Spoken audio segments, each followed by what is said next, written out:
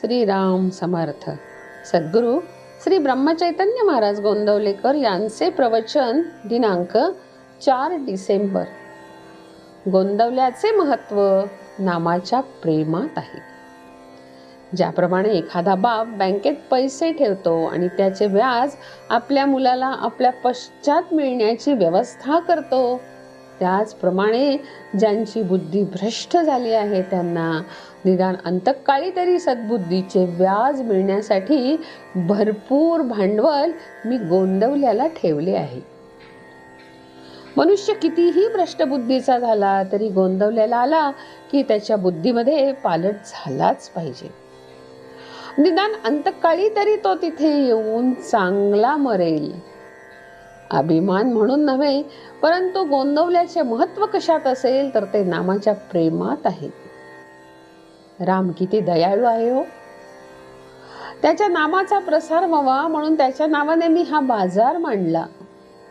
पहिल्याने वाटले आपला माल खपेल की नाही कुणास ठाऊक, पण रामाने मोठी कृपा केली आणि पुष्कळ लोक नामाला लागले. आपण पाहतो प्रत्येक गावाला निरनिराळे नाव असते. तसे पाहिले तर सर्व गावे सारखीच. घरे, दारे, भिंती, शाळा, धर्मशाळा, चावड्या या प्रत्येक गावात असतात. परंतु प्रत्येक गावाचे महत्त्व काही वेगळेच असते. गोंदवल्यास पैशाचे उत्पन्न नाही, परंतु तिथे नामाचे पीक भरघोस आहे. मी नेहमी हेच सांगतो की जिथे जे उगवेल तेच तुम्ही पेरा. इथला कोणताही भक्त कुठेही जरी दिसला तरी त्याच्या वागण्यावरून कळून आले पाहिजे की हा गोंदवल्याचा भक्त असला पाहिजे. त्याचे तोंड सारखे हलते आहे, तोंडाने रामाचा जप चालू आहे, ज्या अर्थी हा अमक्या गुरुचा शिष्य असला पाहिजे असे कळून यायला हवे. म्हणतात ना की आपल्या वडिलांचे महत्त्व सांगू नये, ते मुलाच्या कृतीवरून कळले पाहिजे. म्हणून आता एकच करा, रामाला हात जोडून मनापासून सांगा, रामा तुझे प्रेम दे, आम्ही अखंड नामात राहू. प्रारब्धाचे भोग आम्ही आनंदाने भोगू आणि तू ठेवशील त्यात समाधान मानू. तुझे गोड नाम आम्ही हृदयात सतत जतन करून ठेवू. राम खात्रीने कृपा केल्या वाचून राहणार नाही. खरोखर या नामामध्ये आपला प्रपंच आपल्या कल्पनेपेक्षा कितीतरी सुखाचा होईल.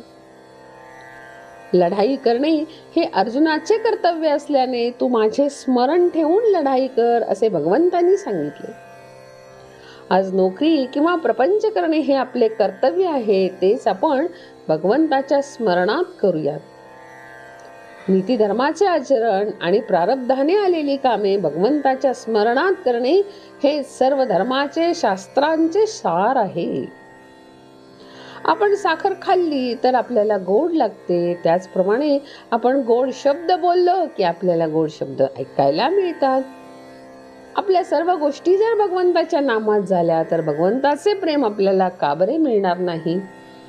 आपण भगवंताचे नाम घ्यायला सुरुवात करूया. तेच नाम या भगवंताची प्राप्ती करून द्यायला समर्थ आहे याची खात्री बाळगा.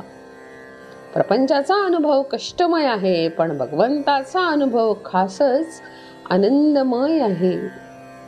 जो माझा म्हणवतो त्याला नामाचे प्रेम असलेच पाहिजे. जानकी जीवन स्मरण जय जय राम.